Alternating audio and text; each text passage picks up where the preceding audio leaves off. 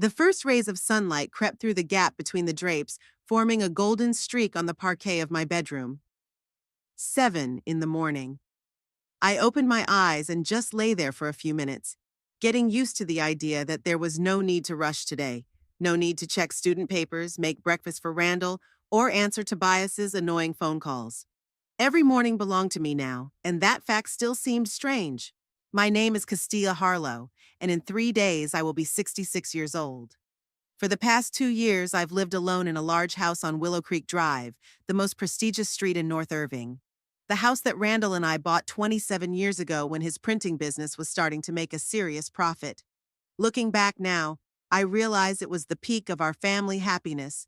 A new house, Tobias going to college, my husband finally being recognized for his years of hard work, and me happily teaching American literature at a community college. Carefully lowering my feet off the bed, I pulled on my house shoes and threw on the silk robe Randall had given me for our last anniversary. The big house greeted me with silence. Sometimes that silence felt like a blessing, especially after the noisy visits of the grandchildren. Sometimes it was an unbearable reminder of loss. Randall died 4 years ago. The heart attack happened right in the print shop while he was checking out new equipment. Quick and ruthless. He didn't suffer, and I still don't know if that's a good thing or a bad thing. Didn't have time to say goodbye, didn't have time to say the important things. I guess no one ever has time. I made myself a cup of tea and avocado toast, a small morning luxury I allowed myself on Tuesdays. My gaze slid absent-mindedly around the kitchen, where every single thing held a memory.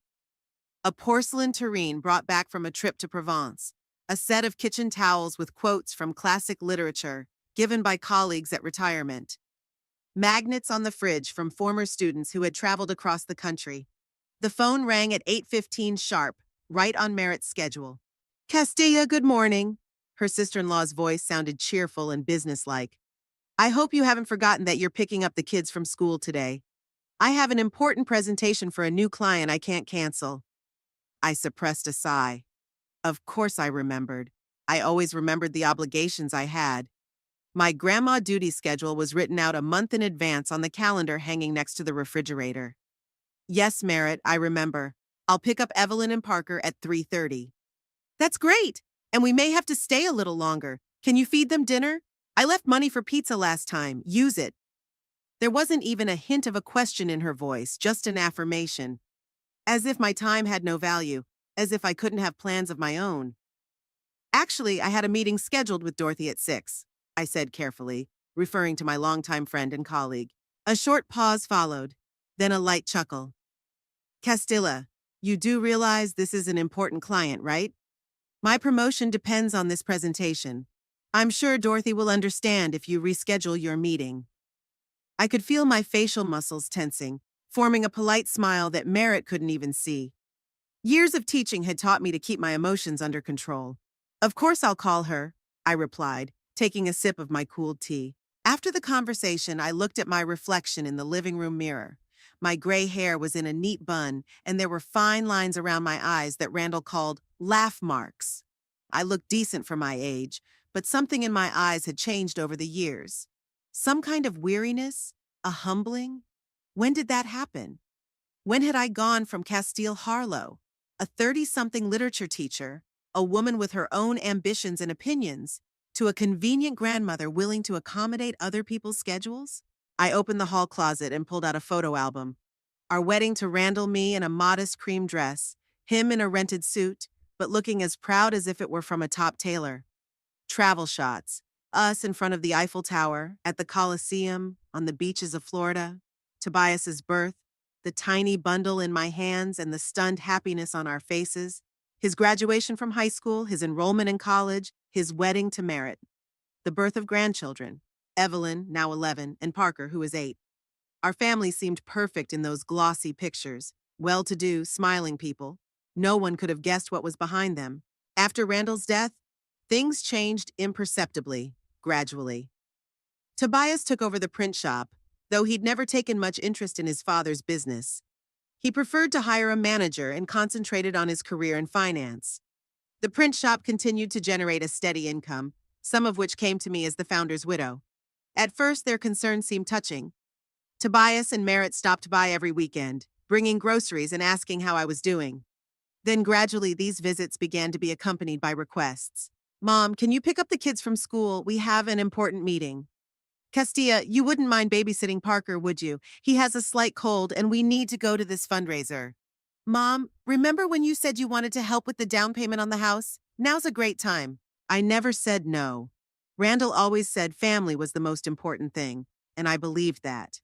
I wanted to be a good mother, a generous grandmother. Before I knew it, I had gone from being the person who was asked to the person who was told. Closing the album, I walked over to the bookshelves that took up an entire wall of the living room. Books had been a lifelong passion of mine, from the tattered volumes of Dickens inherited from my father to the contemporary authors I was discovering for myself and my students. I ran my fingers along the spines, feeling a familiar calm. After I retired 3 years ago, I planned to write my own book, an analysis of female characters in 20th century American literature. I gathered materials, made sketches. The folder of notes still lay in the drawer of my desk, untouched. Between taking care of Randall, who was ill, and then her grandchildren, there was no time for her own projects. The phone rang. Tobias this time. Mom? Hi. His voice sounded hurried. Merritt said you're picking up the kids. Great. Listen, I was thinking about your birthday. We made reservations at Lavender Terrace for 7 o'clock Friday night. It's a new restaurant, very trendy. Everyone's talking about it. I nodded silently, though he couldn't see it. Lavender Terrace was known as a place for business meetings and networking, a loud, pretentious place, the opposite of the cozy restaurants I preferred. Sounds great, I said, because that's what he was expecting. Great. I made a reservation for 6. Merritt and I, the kids, you and... He paused. Do you mind if I invite Griffin Welch? He's a potential investor, and it would be nice to introduce him to the family in a casual setting. Something just snapped inside. My birthday, 66 years old, and even that was a day they planned to use to advance their interests. Tobias, I thought this was going to be a family dinner, I said quietly. Mom, it will be, just with a little helpful addition. Griffin is a very interesting man, you'll like him. He's traveled a lot, collects art. I felt my hand gripping the phone tighter. Okay, Tobias. After the conversation, I stood at the window for a long time, looking out at the manicured garden. Randall always said it was my talent for turning a space into an oasis. Every bush, every flower had been planted by my hands. The gardener came twice a week now because Tobias felt that, at my age, I shouldn't bother with such things. I walked over to the dresser and opened the top drawer. There, under a stack of scarves, was a box containing the pearl necklace Randall had given me for my 20th wedding anniversary. I decided to wear it for my birthday, even though Merritt had once remarked that pearls were a little old-fashioned for the modern woman. At 3 o'clock, I left the house in time for my grandchildren's school. My sedan, purchased while Randall was still alive, looked modest against the gleaming SUVs and sports cars of the other parents and grandmothers waiting outside the school. Tobias repeatedly offered to help buy a new car, but I refused. This car was reliable, like most things in Randall and I's life. Evelyn and Parker ran out of the school with backpacks that seemed too big for their skinny shoulders. Grandma Cass! Parker was the first to run to the car, his blonde hair disheveled from running. Evelyn approached more slowly, with the dignity of an almost teenager, but I could see the smile she was trying to hide.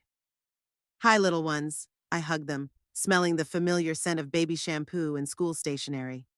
How was your day? On the way home, they talked about school. Parker had gotten an A on his science project, and Evelyn had been chosen to be in the school play. I listened, I asked questions, I rejoiced in their successes. These moments were real, genuine. The kids weren't pretending, weren't using me. They were just being themselves, boisterous, energetic, sometimes cranky, but always real. At home, I helped them with their homework. Evelyn was writing an essay about a favorite book, and I enjoyed discussing Louisa May Alcott's Little Women with her. Parker struggled with math problems, and we drew diagrams together to make abstract numbers easier to understand. At 6:30, as we were finishing dinner with delivered pizza, the doorbell rang. Tobias and Merritt entered the house, both in strict business suits, phones in hand. Mom, thank you so much. Tobias kissed me on the cheek and immediately turned to the children.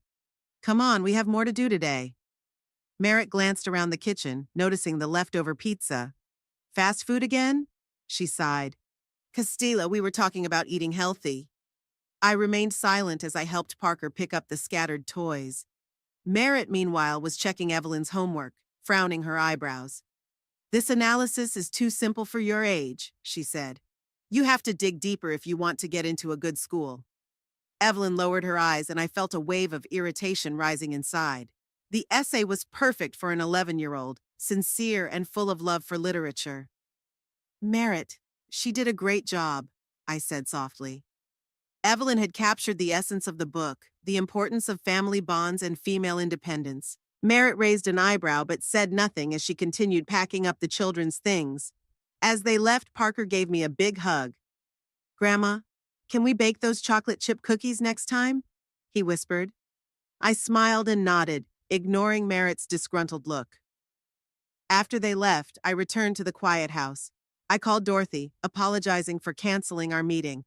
She understood she was a grandmother of 3 grandchildren herself. Castilla, she said before we said goodbye.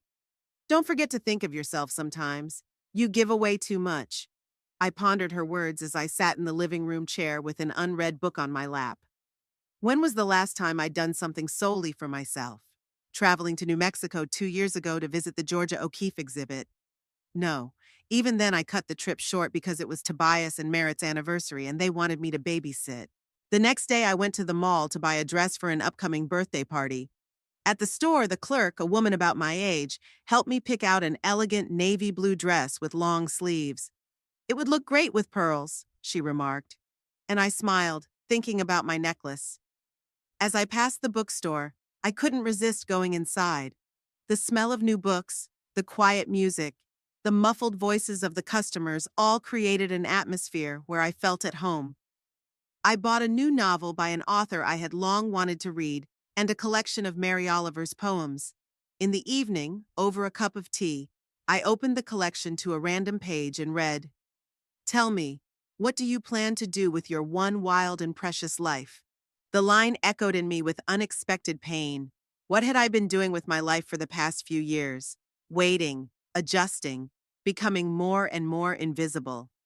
On Thursday, the day before my birthday, Tobias stopped by after work. He rarely showed up alone without Merritt and the kids, and I was surprised to see him on the doorstep. Mom, do you have a minute? He asked as he came into the living room. There's something important I want to discuss. I offered him tea, but he declined, just took a glass of water and sat in the chair across from me. Tobias looked like a successful man in his 42 years, well-groomed, confident, with a slight gray on his temples that made him look like Randall at the same age. Mom, he began, setting his glass on the coffee table. Merritt and I have been discussing this for a long time, and we've decided that we need to have a serious talk with you. I tensed, expecting a conversation about my health or a possible move to a nursing home, a topic Merritt had delicately brought up a couple times under the guise of concern. The thing is, Tobias continued, looking not at me but over my shoulder, this house is too big for you alone. 4 bedrooms, a huge garden. It's a constant worry and expense. I waited silently for the rest of the conversation, though I already knew where it was going.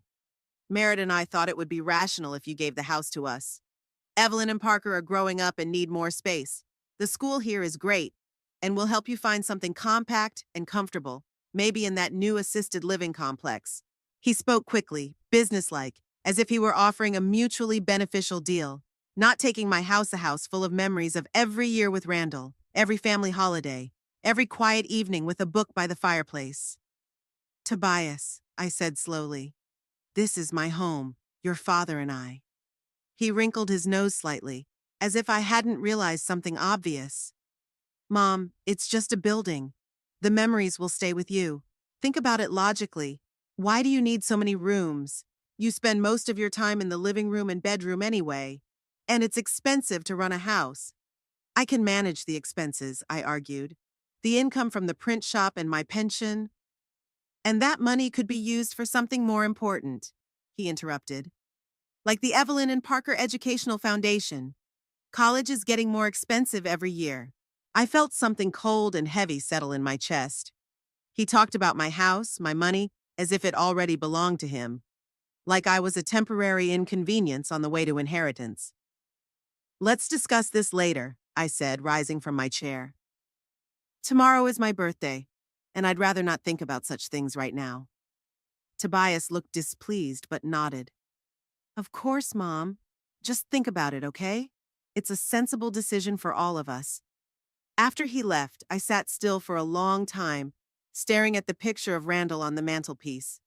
He was smiling, holding his first serious contract for his print shop. What would he say now? Would he advise concession for the sake of keeping peace in the family? Or would he resent the way his son was treating his mother? I didn't sleep much that night, thinking about tomorrow's birthday and the conversation with Tobias. Something was changing inside me, slowly but inexorably. It was as if all the unspoken resentments, all the swallowed objections, all the concessions of the last few years were gathering into one resolve. The morning of my birthday began with a phone call. Dorothy was the first to congratulate me. Her voice, warm and sincere, made me smile. Castilla, happy birthday, dear. 66 is just a number. You're still the same girl who once argued with the dean about the meaning of symbolism in Faulkner. I laughed, remembering that long-ago incident. We talked for almost an hour about books, about our former jobs, about future plans. Dorothy had recently signed up for a watercolor painting class and was pressing me to join. It's time to do what I've always wanted to do, she said before saying goodbye. Time is of the essence, Castilla. After the conversation, I stood in front of my bedroom mirror for a long time. The dark blue dress I'd bought for tonight fit my figure perfectly. I wore a pearl necklace, a little perfume Randall's favorite scent with notes of jasmine and vanilla. I put my hair in a simple but elegant style.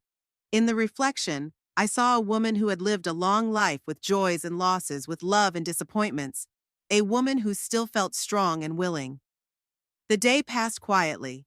A few former co-workers sent congratulatory messages.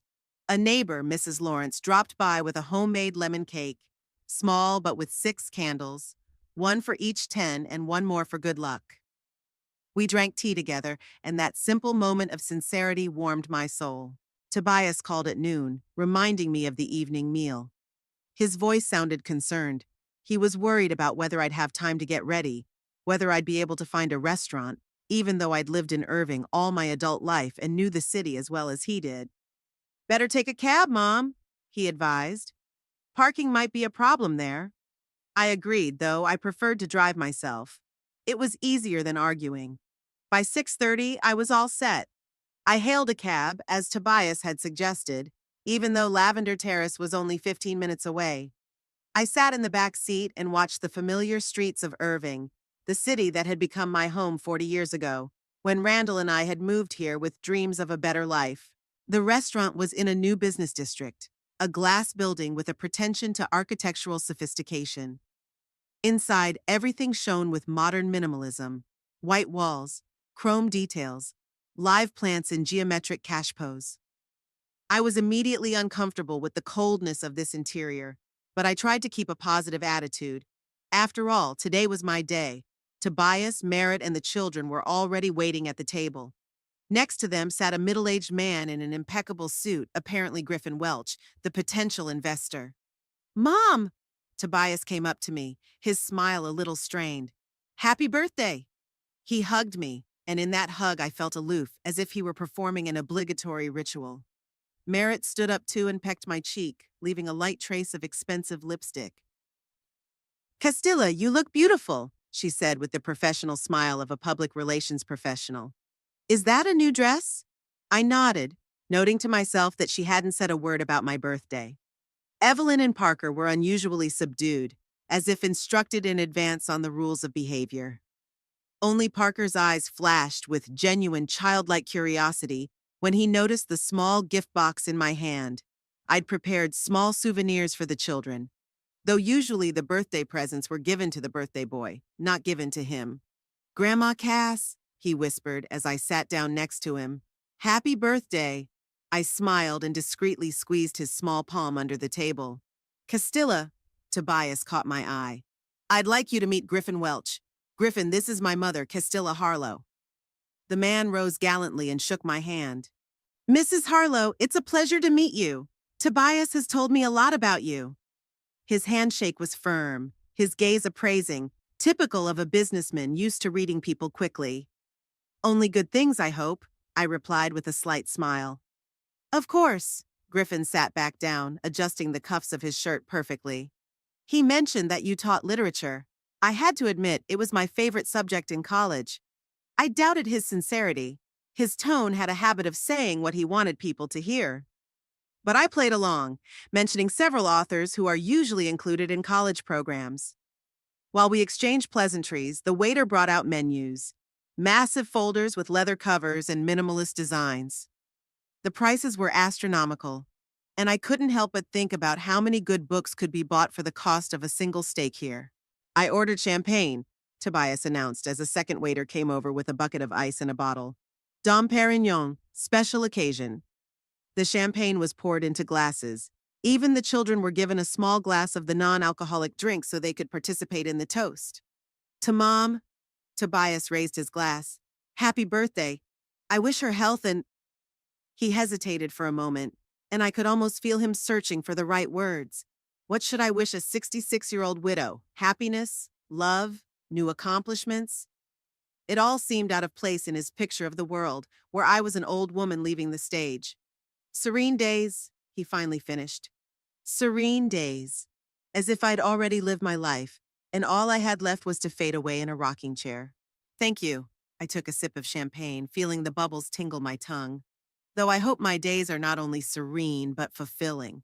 I still have many plans. Tobias smiled indulgently, the way one smiles at a child who tells one of his intentions to fly to the moon. The conversation at the table flowed from topic to topic, mostly through the efforts of Merritt, who knew how to keep the conversation going in any company. They talked about the latest city news, about the kids' school, about a promising new restaurant that had opened in the business district. I mostly listened, responding when I was addressed directly. Griffin talked about his travels in Asia, his collection of modern art, his new investment opportunities. Tobias caught his every word, glancing at me occasionally, as if checking to see if I was making the right impression on his potential partner. When the hors d'oeuvres arrived, the conversation shifted imperceptibly to business. Tobias and Griffin were discussing a project, using professional jargon that was giving me a headache. Merritt interjected occasional comments, showing her awareness of her husband's business. The kids were quietly picking at their plates of elaborate dishes, clearly preferring the pizza we'd had yesterday. Grandma, Parker whispered to me while the adults were engrossed in discussing the real estate market. I drew you a card, but Mom said we'd get you a real present later. I smiled at him. The card you drew is the real gift, the best one. His face brightened but immediately turned serious when Merritt threw him a warning glance. Between the appetizers and the main course, the waiter brought me a small cake with a single candle, obviously a tribute to tradition from the restaurant. Tobias looked slightly annoyed by this violation of his carefully planned evening.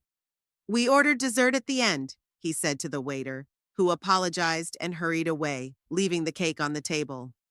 Blow out the candle, Grandma, Evelyn asked, showing childlike enthusiasm for the first time that evening. I took a deep breath and blew out the flame, making a wish, simple and complex at the same time. To live my life, not someone else's. When the main courses were served, exquisite portions that looked more like works of art than food, Tobias put down his fork and looked at me with that special smile I'd learned to recognize as a child. It was the smile he used to give me before he asked me for something important, a new bike, permission to go to the lake with friends, extra money for college. Mom, he began, blotting his lips with a napkin. Remember our conversation yesterday? I felt the muscles in my neck tense up. So he'd decided to continue the topic at home right here in public on my birthday. Obviously, the conversation had been pre-planned, perhaps even involving Griffin, who could give professional real estate advice. I remember, I replied discreetly. I think this would be a good time to discuss this with the family, Tobias continued. glancing at Merritt, who nodded at him faintly. And with Griffin, who has a lot of experience in these situations. What kind of situations? I asked, even though I knew exactly what I was talking about. In situations where you need to make good use of real estate, Griffin interjected, and it was clear to me that his presence was no accident, especially when it comes to family assets and estate planning. Inheritance. That was it. It wasn't just the house, but everything that would be left behind. I suddenly felt like I was already dead in their eyes, just an obstacle in the way of my desired estate. We've given it a lot of thought, Tobias continued, looking into my eyes with an expression of fake concern. And we think the smartest solution is for you to turn the house over to us, right now. Where am I supposed to live? I asked, trying to keep my voice steady. We've thought about that too, Merritt said, brightening up. There is a wonderful complex for the elderly called Sunny Terraces. It has excellent facilities, medical staff, lots of activities for your age. For your age. That phrase cut me like a knife. I wasn't a decrepit old woman in need of constant care.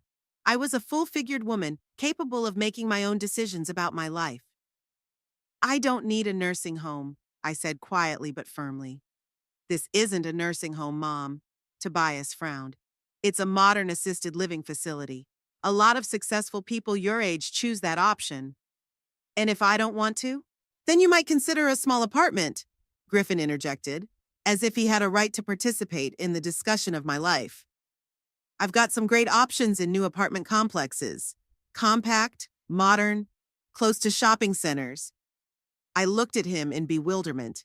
Who gave him the right to offer me housing? Who had invited him to participate in this conversation? Castilla. Merritt put her hand on mine. Her voice honeyed the same tone she used for difficult clients. We all want what's best for you. A big house requires constant upkeep, and at your age... At my age, yes, I finished for her. You've mentioned my age several times this evening. There was an awkward silence. The children looked from me to their parents, sensing the tension but not understanding why. Mom? Tobias changed tactics, his voice almost pleading. Think of the children. They need more space to develop. Evelyn is a soon-to-be teenager, and she needs a separate room to study in. Parker dreams of a big yard to play in, and your house is perfect for a young family. What's wrong with your current house? I asked, even though I knew the answer. Their 3-bedroom townhouse in a trendy neighborhood was too small for their growing ambitions. It's in the wrong neighborhood, Merritt answered. The schools there aren't the best. Your neighborhood has great educational opportunities. I remembered how they'd chosen this townhouse 3 years ago. Fashionable, upscale, within walking distance of the best restaurants in town. They didn't care about schools back then. And frankly, Tobias added, lowering his voice, financially it makes the most sense. You get your pension and the income from the print shop. That's more than enough for a modest life. And maintaining a large house is an unnecessary expense. A modest life. Another phrase that defines me as someone whose needs and wants no longer matter. So you want me to give you the house that Randall and I bought with the money I've earned through years of hard work and move into a compact home, because at my age I need to live a modest life, I said slowly, feeling something like anger rise up inside of me, a feeling I hadn't felt in a long time. You've got it all wrong. Tobias looked annoyed. We're offering a practical solution for everyone. It'll be easier for you, more convenient for us. What about my convenience? My wishes? Mom, be reasonable. His tone became condescending. At your age, you have to be practical. The house will stay in the family, just passed on to the next generation. Isn't that what Daddy would have wanted? The mention of Randall was the last straw. I knew my husband better than anyone at this table, and I was sure he would never approve of treating me that way. Don't tell me what your father would have wanted. My voice was quiet, but there was a note of steel in it. Randall wanted me to be happy and live life to the fullest until my last day, not exist in a compact dwelling, giving away everything I have while I'm still alive. Castilla, you're being dramatic, Merritt intervened. No one is talking about giving everything. We're only talking about a house that's too big for one person. And what's next? I asked. The print shop? The savings? What else do you consider too big for me? Tobias and Merritt exchanged quick glances, and I realized I'd hit the mark. The house was just the beginning. Maybe we should discuss this at home instead of at the restaurant, Tobias suggested, noticing that the neighboring tables were beginning to show interest in our conversation. Why postpone it? I asked. You specifically chose my birthday for this conversation. Did you think I couldn't say no on a day like this? Or that the presence of a stranger, I nodded at Griffin, who looked a little embarrassed, would make me more agreeable? Mom, Tobias sounded a warning. I'm not giving you the house, I said firmly. Not now, not later. It's my house, and I'll live in it as long as I want to. There was a heavy silence. Tobias looked at me with ill-concealed irritation. Merritt kept her smile professional, but there was a look of displeasure in her eyes. Griffin was diligently studying the contents of his glass. The children looked frightened. I suggest we end this conversation, I finally said, setting my napkin aside. It's my birthday, and I'd like to spend it without discussing how to get rid of me and my possessions. No one wants to get rid of you, Mom, Tobias started, but I held up my hand to stop him. Let's just have dinner, I said. We'll talk about business some other time. The rest of the dinner passed in a tense atmosphere. Tobias and Merritt discussed some neutral topic, carefully ignoring the awkwardness of the situation. Griffin kept up the conversation politely, though he clearly felt out of place. The kids were completely quiet, with only occasional sympathetic glances at me. When dessert arrived, a dainty cake decorated with gold foil, I could barely swallow a bite. My throat lumped, and my mind raced with thoughts of how, even on my birthday, I'd been nothing more than a means to an end.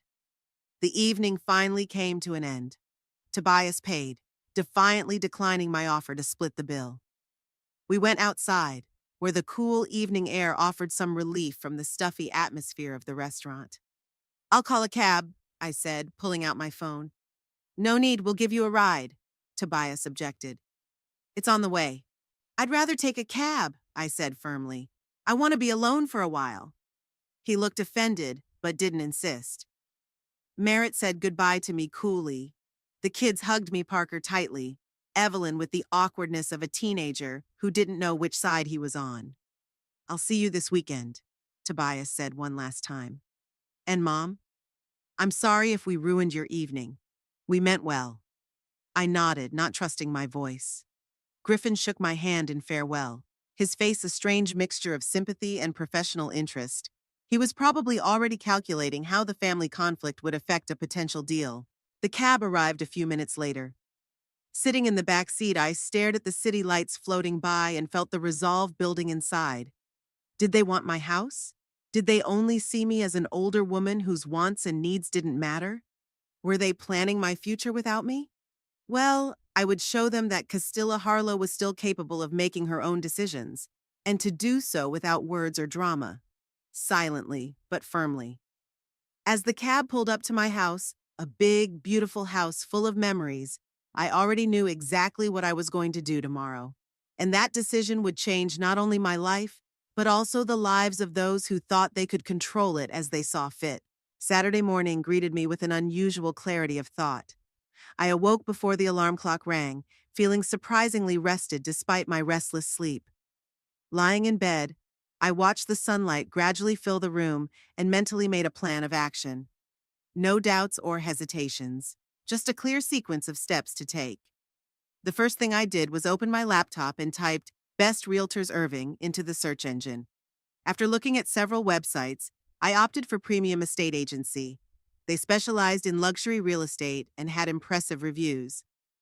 At 9 o'clock when the office opened, I called and made an appointment for a consultation with Veronique Sullivan, a senior broker with 20 years of experience. May I ask what property you plan to sell? The secretary asked in a melodious voice. A house in North Irving, Willow Creek Drive, I answered. 2 stories, 4 bedrooms, 3 bathrooms, half-an-acre lot. There was an interested pause on the other end of the line. Mrs. Harlow, Veronique will be able to see you today at 11. Is that convenient? I agreed, realizing that the instant reaction was not so much due to my courtesy as to the location of the house, one of the city's most prestigious neighborhoods. After breakfast, I cleaned up, choosing a sand-colored pantsuit, an outfit that always gave me confidence for important college meetings. I didn't want to look like a sweet grandma who could easily be talked into unfavorable terms. The premium estate office was located in a modern glass and stone building in the business district. The interior was impressive in its understated luxury: marble floors, leather sofas, paintings by contemporary artists on the walls. The receptionist, a young woman with perfect hair, ushered me into Veronique's office. Veronique Sullivan turned out to be a woman about my age, stylish, with short-cropped silver hair and a penetrating gaze. She got up from the table to shake my hand, and I immediately felt I'd made the right choice. "Mrs. Harlow, nice to meet you. Please sit down." She pointed to a comfortable chair across from her desk. "So, you want to sell the house on Willow Creek? May I ask why?" "I want to move to the sea," I answered simply. "The house is too big for me alone, and I've decided to start a new chapter in my life." Veronique nodded understandingly, not asking too many questions. Her professionalism was evident in the fact that she got straight to the point, not trying to dig into my personal motivations. "Do you have pictures of the house? Or perhaps we could arrange an inspection soon." I pulled a clipboard out of my purse and showed her the photos I'd taken before coming here. Veronique scrutinized each picture, sometimes asking specific questions about repairs, utilities, and layout. "The house is in excellent condition," she said after looking at all the pictures. "And the location is perfect. The neighborhood is in great demand, especially among families with school-aged children because of its proximity to prestigious schools." I nodded, thinking that was one of Tobias and Merritt's arguments. "What price do you plan to set?" I asked. Veronique tapped her long manicured fingernails thoughtfully on the table. Considering the market, the location, and the condition of the house, she quoted an amount that made me raise my eyebrows. The price was much higher than I'd expected. "Are you sure?" I asked. "Isn't that a little optimistic?" Veronique smiled with the slight condescension of an expert. "Mrs. Harlow, prices in your neighborhood have increased 30% in the last 5 years. Many families are willing to pay a premium for the opportunity to live near the best schools. Plus, there aren't many offers of this quality on the market right now." We discussed the details of cooperation, the agency's commission, the sales strategy, and the expected time frame. Veronique suggested not organizing public showings, but working directly with pre-selected potential buyers. "I have several clients who have been looking for a house in your neighborhood for a long time. With your permission, I'll contact them today." I nodded, feeling a little dizzy from the speed at which events were unfolding. Yesterday, I hadn't planned to sell the house, and today I was already discussing the specifics of the deal. "There's one more thing," I said, lowering my voice. "I'd like this sale to remain confidential until the deal is finalized. I don't want to disturb the family before it's finalized." Veronique nodded understandingly, showing no surprise.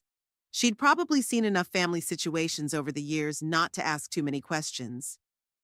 "Of course, we can organize the process as discreetly as possible." As I left the premium estate office, I felt a strange mix of emotions: determination, slight anxiety, and something akin to anticipation. For the first time in a long time, I was making an important decision based on my own desires and not on the expectations of others. The next item on my plan was to meet with a lawyer. I called Malcolm Higgins, who had helped Randall and me draft the will 15 years ago. His secretary said at first that the nearest available appointment wasn't for another week, but when I mentioned my name and the nature of the matter, a time was found that afternoon at 2 o'clock. Malcolm's office was located in a historic building in the center of town, the exact opposite of the modern minimalist real estate agency. Dark wood paneling, massive furniture, and bookcases filled with legal volumes created an atmosphere of stability and tradition. Malcolm himself, a large man in his 70s with bushy gray eyebrows and a penetrating gaze, greeted me like an old acquaintance, even though we hadn't seen each other in years. "Castilla, good to see you." He pointed to the chair across from his desk. "What can I do for you?" "I need to change my will," I said bluntly, "and to get advice on the disposition of my estate." Malcolm nodded, not seeming surprised. "What exactly do you want to change?" "Everything," I answered. I'm selling the house and I plan to revise the distribution of the inheritance considerably. Now he was really surprised, but he quickly returned to a professional expression. I understand. Let's discuss the details. For the next hour, we carefully reviewed every item in my will. Tobias and his family had been the primary beneficiaries. They were to receive the house, my savings, my share of the print shop, and all of my personal belongings, except for a few memorabilia bequeathed to Dorothy and a couple of other close friends. I had now decided to change this arrangement drastically. I planned to donate a large portion of the proceeds from the sale of the house to establish a scholarship fund for students in the literature department at the college where I taught. Another portion would go to support the local library. The remainder to be divided between an investment portfolio to provide for my life and a trust fund for my grandchildren, which they would not receive until they reached the age of 25. And Tobias? Malcolm asked, taking notes. He practically owns the print shop as it is, I answered. As for the rest, I'll leave him a token amount. Enough so that the will can't be contested on the grounds that I've forgotten about my son. Malcolm looked at me over his glasses. May I ask what the reason was for such a drastic change? I sighed. Malcolm wasn't just our lawyer. He was a friend of Randall's and probably deserved some explanation. Yesterday was my birthday, I began. And Tobias had chosen that day to demand my house. Not ask for it, not discuss it, demand it. As if I'd already outlived my usefulness and should quietly step aside, making room for them. Malcolm frowned but said nothing, letting me continue. That was the last straw. For years, I'd been their ATM and on-demand babysitter. Always available, always willing to help, always sacrificing my plans for their convenience. And never a person with her own desires and the right to be respected. I fell silent, feeling a wave of bitterness rising inside at the memory of all the times my needs had been ignored, my plans dismissed as unimportant, my time deemed less valuable than theirs. Randall would have given a lot to live to be my age, I continued more quietly. And they talk about my remaining years as if I were already 1 foot in the grave. I'm not ready to put up with that. I'm not ready to live someone else's life. Malcolm nodded slowly, his gaze softening. I understand, Castile, and if I may make a personal observation, I fully support your decision. Randall would have resented treating you that way. We continued working on the documents. Malcolm explained to me all the legal nuances involved in changing a will and setting up trust funds. He also advised me to update the power of attorney for medical decisions, designating Dorothy rather than Tobias as the person in charge. I'll have all the necessary documents ready by Monday, he said when we were done. Will you be able to stop by to sign them? I nodded, feeling strangely relieved, as if I'd lifted a heavy weight off my shoulders that I'd been carrying for years. After my meeting with Malcolm, I went to a cafe nearby for a cup of tea and to collect my thoughts. Sitting at the window overlooking the busy street, I thought about my new life plan. I needed to decide where to move to after selling the house. I opened my tablet and began searching for information on coastal towns. Galveston caught my eye. A small city on the Gulf Coast, close enough to Irving to visit my grandchildren if desired, but far enough away to start a new life. While browsing real estate listings in Galveston, I came across a picture that made me swoon. It was a small 2-story Victorian-style house painted a soft blue with white trim and a spacious front porch. It was located a few blocks from the beach, in a quiet historic neighborhood. The description mentioned original wood floors, an updated kitchen, and a small but well-maintained garden. I sent an inquiry to a local real estate agent, attaching a link to the listing. To my surprise, a response came almost instantly. A woman named Bethany Rodriguez offered to arrange a virtual tour of the house the same evening or a real showing on any convenient day. I opted for the virtual tour at 7 p.m., deciding that if I liked the house, I would drive down to Galveston in the next few days. When I got home, I found a message from Veronique. She had already contacted several potential buyers, and 2 had expressed serious interest. They wanted to view the house soon. When would it be convenient for you to arrange a showing? She asked.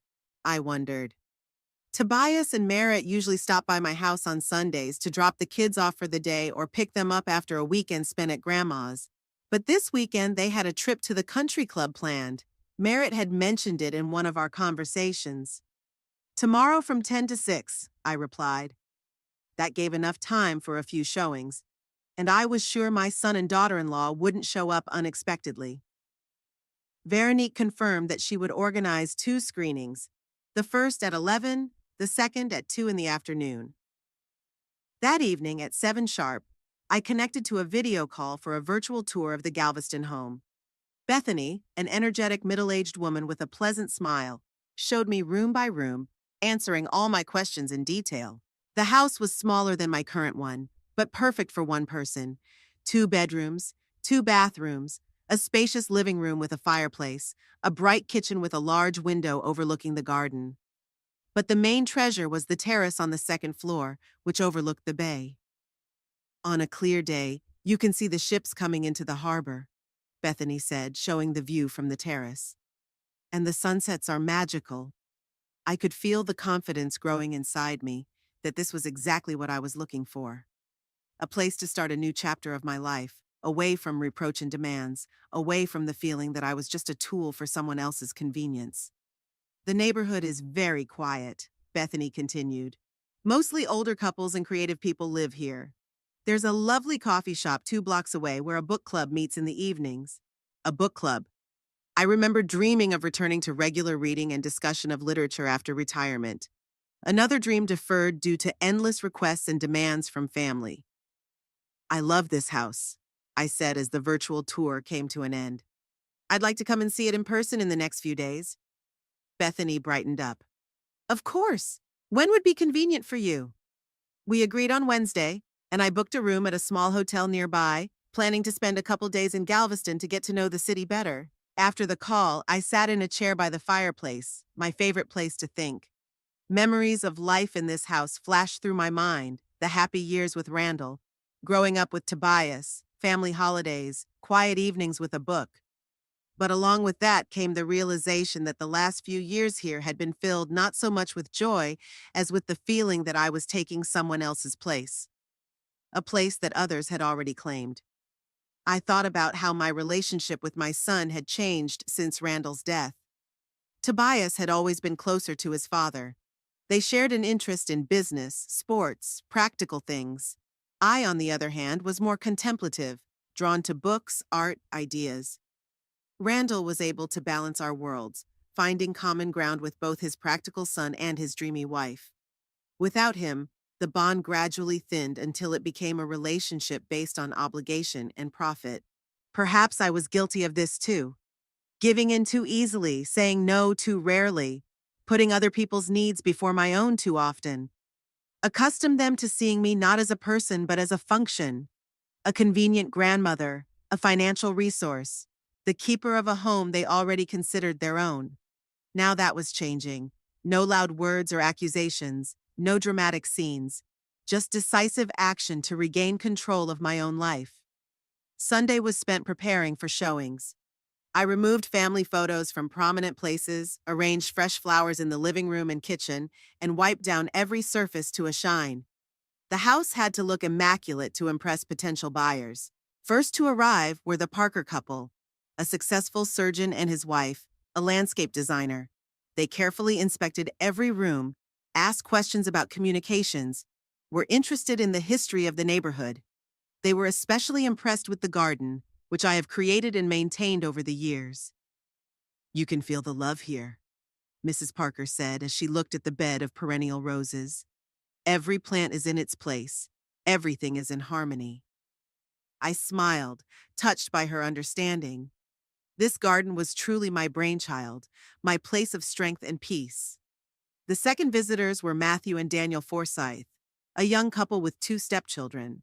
They were looking for a spacious home in a good neighborhood with excellent schools. The children, boys ages 8 and 10, were running around the yard with excited exclamations while their parents discussed possible furniture rearrangements and color schemes for the kids' rooms. As I watched them, I caught myself thinking that I would love it if they were the ones to buy the house. There was a genuine warmth and respect in their attitude toward each other and the children, something that was sorely lacking in Tobias and Merritt's relationship. After the second couple left, Veronique stayed late to discuss the impressions of the prospective buyers. Both families are very interested, she said. I expect to have concrete offers by tomorrow. I nodded, feeling strangely calm. The thought of selling the house had seemed unthinkable not so long ago, but now it felt right, liberating. In the evening, Tobias called. His voice sounded strained. Obviously, he was still unhappy with our conversation at the restaurant, but he tried to hide it. "Mom, how are you?" he asked with feigned concern. "I'm fine, thanks," I replied neutrally. "Listen, about that conversation, Merritt and I may have been too forward. It's just that we really think it would be the best solution for everyone." I remained silent, not wanting to revisit the subject. "Anyway," he continued after a pause, "we thought we'd start small. Maybe we should remodel the kitchen first. It's a little outdated, and if you ever decide to sell the house, an updated kitchen would increase its value." That's it. They were already planning renovations to my house without waiting for me to agree to hand it over. Typical tactic. Give the appearance of caring, but in reality, gradually take control. "Thank you for the offer, Tobias, but I'm perfectly happy with my kitchen," I said calmly. "Mom, you don't understand." He began with that peculiar tone he used when he thought he knew better. "Today's consumers are very picky about kitchens. Granite countertops, new appliances, an island in the middle. That's what's trending right now. I don't plan to sell the house anytime soon," I lied, feeling only a slight prick of conscience. "So there's no need for me to follow real estate trends." There was a tense pause on the other end of the line. "Okay," he said finally with ill-concealed irritation. "Whatever you say. Just keep in mind that we're ready to help when you change your mind. When, not if." He was sure he'd get his way sooner or later. After the conversation, I sat in silence for a long time, looking at my outdated kitchen, spacious, cozy, with wooden cabinets that Randall and I had chosen together, a wide windowsill where I grew spicy herbs, and a collection of ceramic mugs I'd collected over years of travel. Every object here had a story, every corner held memories, and they wanted to replace it all with faceless granite surfaces and fancy appliances to fit someone else's idea of modern trends. On Monday morning, the big event started happening right from the beginning. Veronique called to report that both families viewing the house had made offers, and both were above the original asking price. "They're willing to haggle," she said with poorly concealed satisfaction. "I think we can get even better terms if we give them a chance to improve their offers." I agreed with her strategy, asking only to note that the Forsyth family had made a particularly favorable impression on me. I then went to Malcolm's office to sign the new will and trust documents. When all the formalities were completed, he shook my hand with genuine respect. "Castilla, I admire your determination," he said. "Not everyone is capable of starting a new life at this stage." I smiled, appreciating his delicacy. "Thank you, Malcolm. I think Randall would approve of my decision." "He certainly would," he nodded. "He always said that your ability to see opportunities where others saw only obstacles was one of the qualities he valued most in you." Those words warmed my soul, a reminder that there was once a man who saw and appreciated me for who I was. Galveston greeted me with sunshine and a salty breeze off the bay. The car with my things wasn't due until the evening, so I stood on the porch of my new home with nothing but a small suitcase and a bag containing my most treasured books, photos, and a few pieces of memorabilia. The blue Victorian house looked exactly as I remembered it from my tour a week ago. Soft blue walls, white trim, a wide veranda with wicker chairs, a small but manicured garden with oleanders and rosemary, 2 floors, 3 bedrooms, 1 on the first floor and 2 upstairs, a spacious living room with high ceilings, a bright kitchen with a window overlooking the garden, and the main attraction, a second-floor terrace overlooking the Gulf of Mexico. I pulled out my keys, heavy, old-fashioned keys, and opened the front door. The house smelled of fresh paint, lemon polish, and a little bit of the sea. Bethany, my realtor, had taken care of everything. The windows were washed, the floors were waxed, and on the kitchen table was a basket of fruit, a bottle of wine, and a note. "Welcome to Galveston, Castilla." I walked slowly through the rooms, getting used to the idea that this was now my home. It was much smaller than the mansion in Irving, but every corner seemed cozy and full of character. The original wood floors, the vintage light fixtures, the built-in bookshelves in the living room. The events of the past few weeks had unfolded at breakneck speed. The house in Irving was sold to the Forsyth family, just as I had hoped. They offered the best price, and more importantly, genuinely loved the house at first sight. Matthew and Daniel vowed to keep the rose garden I had so long and lovingly created. Tobias still didn't know about the sale. I had listed my lawyer as the contact person for all the formalities, and I had gone on a short vacation as soon as the preliminary contract was signed. My phone was off most of the time. I attributed it to poor connection at the vacation spot. In fact, I was actively engaged in finding and arranging a new house, doing the paperwork, organizing the move. I didn't want Tobias or Merritt to stop me from taking that decisive step. I climbed the wooden stairs to the second floor and stepped out onto the terrace. The view was breathtaking, the vast blue of the bay, the white sails of yachts in the distance, the soft outline of the shore. The air was saturated with salt and freedom. I inhaled deeply, feeling the tension of the past weeks, or was it years, was beginning to let go. Toward evening, the car with my belongings arrived. I hadn't taken much with me, mostly books, paintings, and a few pieces of furniture that had special meaning to me. The chair Randall liked to sit in, my desk, the antique clock I'd gotten from my grandmother. The rest was either left to the new owners of the house or sold at auction, with the proceeds adding to my investment portfolio. The movers moved everything into the house quickly and neatly, arranging the large items according to my instructions. When they left, I was alone in the half-furnished house, surrounded by boxes and new possibilities. Fatigue came on suddenly. I'd been living on adrenaline for the past weeks, moving from one task to the next. Now that the major hassles were behind me, my body reminded me of my age. I decided not to unpack today. Instead, I opened the bottle of wine Bethany had left behind, poured a glass, and walked out onto the terrace to watch the sunset. The sky was turning all shades of pink and orange, reflecting in the calm water of the bay. I raised my glass in a silent toast to a new beginning, to freedom, to the opportunity to live my remaining years the way I wanted, not someone else. The morning began with birdsong and the sound of waves. I woke up in an unfamiliar room, on an unfamiliar bed, and for a moment I was confused. Then I remembered. This was my new home, my new life. The feeling was strange, a mixture of excitement, nostalgia, and something akin to a child's delight before an adventure. I made coffee in the still uninhabited kitchen and stepped out onto the veranda with a cup. Morning Galveston was full of life. Neighbors walking their dogs, athletes jogging, cyclists passing by. A few passers-by waved at me in a friendly manner, even though we were strangers. There was something comforting about this simple courtesy, as if the city was welcoming me into its community. I decided to start the day with a walk around the neighborhood. I put on a light dress, a straw hat, protection from the southern sun, and set out to explore my new neighborhood. Galveston's historic district turned out to be a charming place. Narrow streets with Victorian houses, little stores, cafes with terraces. I found a grocery market where I bought fresh fruits and vegetables, stopped at a bakery for bread, and discovered a small bookstore with an intriguing sign that read, Sea Stories. The owner, an energetic woman in her 60s with a short haircut and brightly colored beads, introduced herself as Eleanor. "Are you new here?" she asked, packing a book I'd chosen by a local author about Galveston's history. "Yeah, I just moved in yesterday," I replied. "I bought a house on Lavender Street. A blue Victorian?" Eleanor perked up. "I know that house. It was empty for a few months after Grace moved closer to the kids in Austin. It's a great choice. You'll have a wonderful view of the sunsets."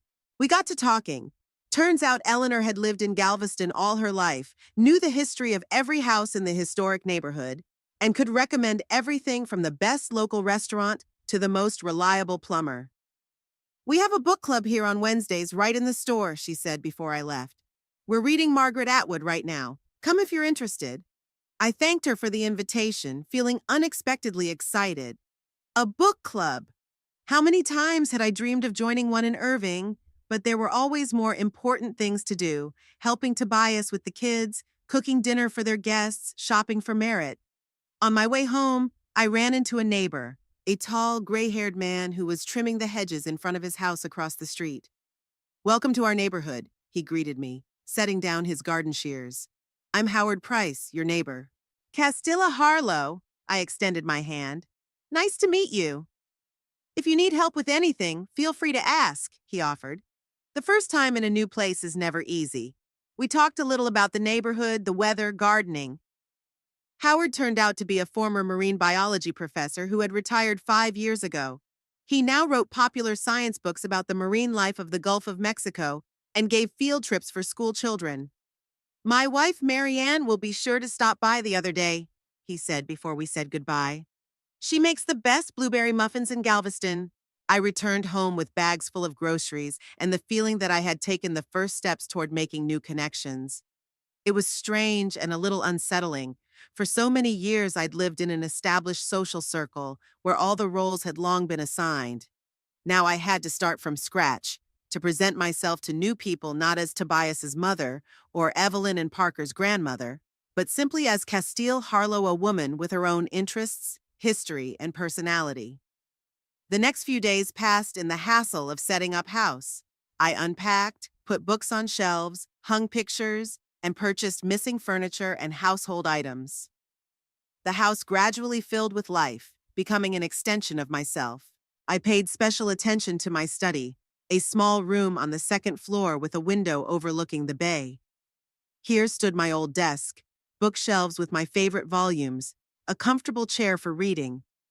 On the wall, I hung the painting Randall had given me for our 20th wedding anniversary, a seascape by an unknown artist, found in a small gallery on our trip to New England.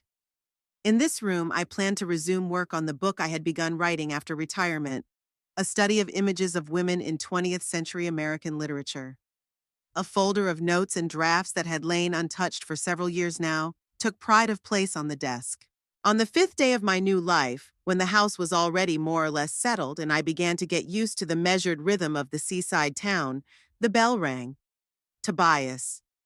I knew this moment was inevitable, but I felt my shoulders tense at the sight of his name on the screen. "Yes, Tobias," I answered, trying to keep my voice neutral. "Mom?" His tone was strange, a mixture of distrust and rising anger. "What's going on? I came to your house and there's some strange family there. They say they bought the house. Is there some kind of mistake?" I took a deep breath, collecting my thoughts. "No, Tobias, there's no mistake. I sold the house." There was a long pause. I could almost physically feel him trying to process this information. "You... what?" He finally squeezed it out. "What do you mean you sold it? When? Why? Without consulting me?" "3 weeks ago," I answered calmly. "I didn't need counseling. This was my home, and I had every right to use it as I saw fit." "Mom, are you out of your mind?" His voice rose. "How could you sell the family home without discussing it with the family? Where are you now? What's going on?" "I moved, Tobias. I bought a house in Galveston, by the sea." "Galveston?" He said the name of the town like I said on Mars. "Why? What would an old woman do there alone? And why didn't you tell us? There it is." Old woman. There it is again. The definition that's supposed to explain why I don't have the right to make my own decisions. "Because it's my decision, Tobias," I said firmly. "I don't have to agree with you about where and how I should live." "But we talked about this." He sounded genuinely indignant. "We discussed that the house was too big for you, that you needed something more compact. But we meant an apartment nearby, not a house in another city." "No, Tobias." I shook my head, though he couldn't see it. "You didn't discuss it with me. You confronted me with the fact. You decided that I should give you the house and move wherever you wanted me to go. Well, that's not what I decided." "And you didn't even consult us?" His tone became accusatory. "Mom, we're your family. We care about you. How can you be so selfish? Selfish." That word hit me with a sudden pain. All my life, I've tried to be a good mother, a caring grandmother, a reliable support for my family, always putting their needs before my own. And now that I've made a choice for myself for the first time in years, am I selfish? "I'm not selfish, Tobias," I answered, my voice shaking. "I'm just finally starting to live my life, not yours." "What are you talking about?" Tobias said, His voice now had the tone he used when he was talking to cranky children. Mom, you're clearly not yourself. Where exactly are you? I'll come and get you. We'll discuss this calmly. No, I said firmly. I'm not going anywhere.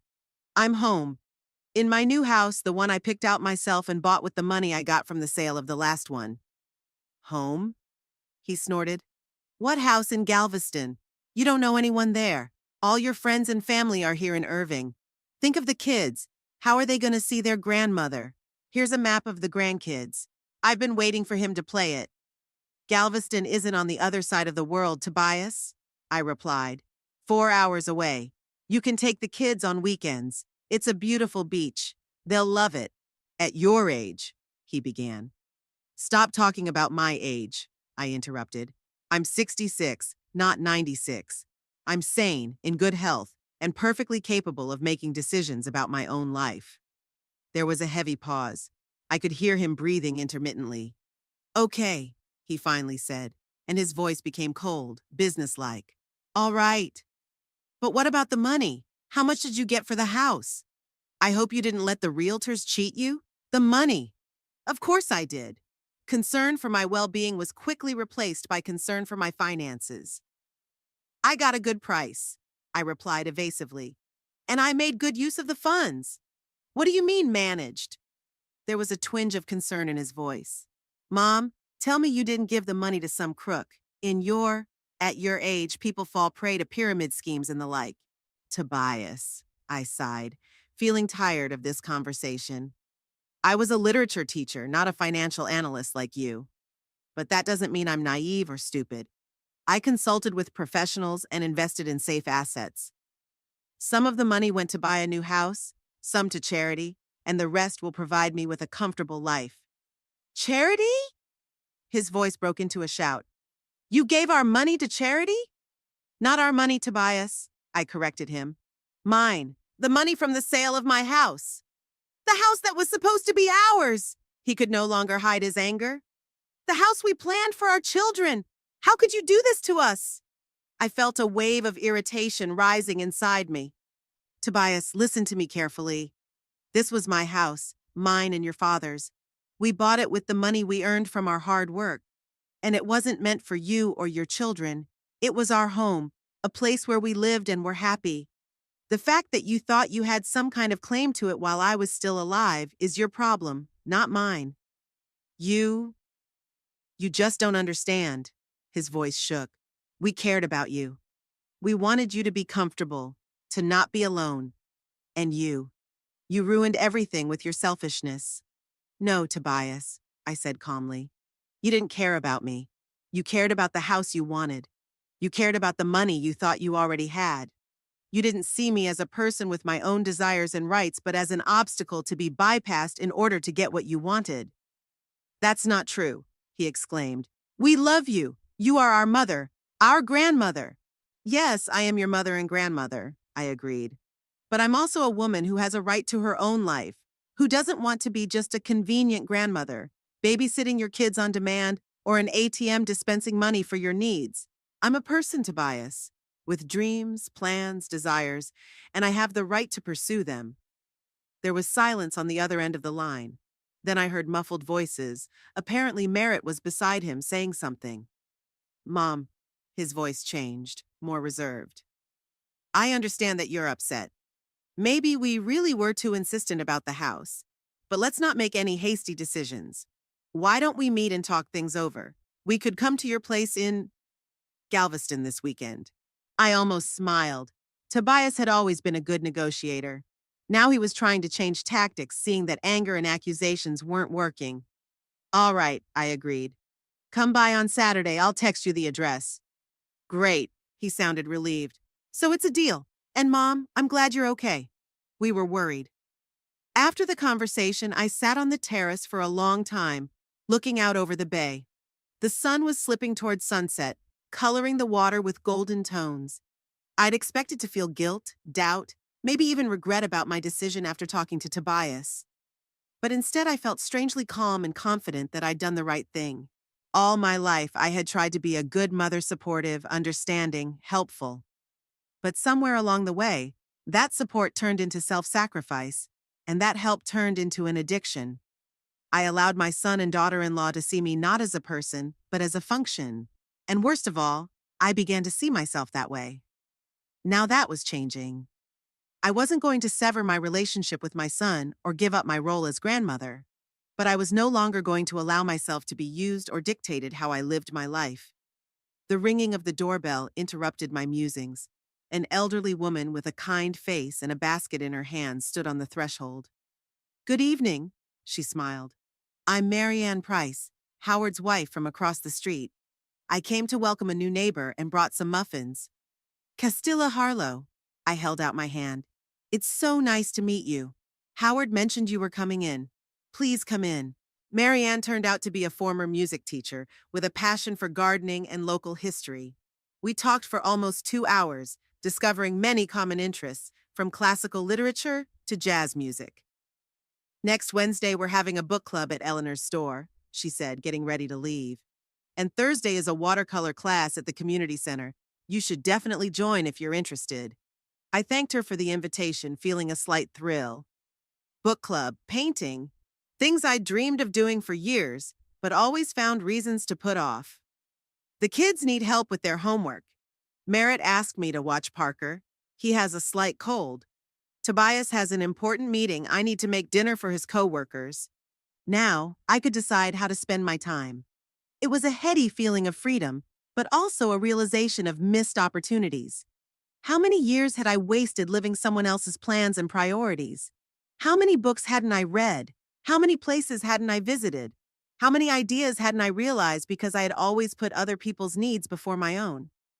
That night, I decided to start a new tradition of doing something for myself every day. Something that brings joy, develops, inspires.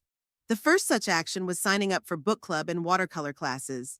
The second was getting back to work on the book I started writing after retirement. I pulled out a folder of notes, reread what I had written, and felt a long-forgotten creative enthusiasm awaken inside. Going to bed in my new bedroom, with the window open to the sound of the surf, I felt peaceful. Tomorrow there was much to do. Setting up the garden, finding the nearest farmer's market, signing up at the local library. But now, in the stillness of the night, I relished the simple realization. I was free. Free to be myself, to live my life, to follow my desires. And that freedom was worth all the struggles, all the unpleasant conversations, all the doubts. I fell asleep thinking that my new shore was not just a geographical location, but a new stage of life where I could finally just be Castile Harlow, not someone's mother, grandmother, or convenient resource.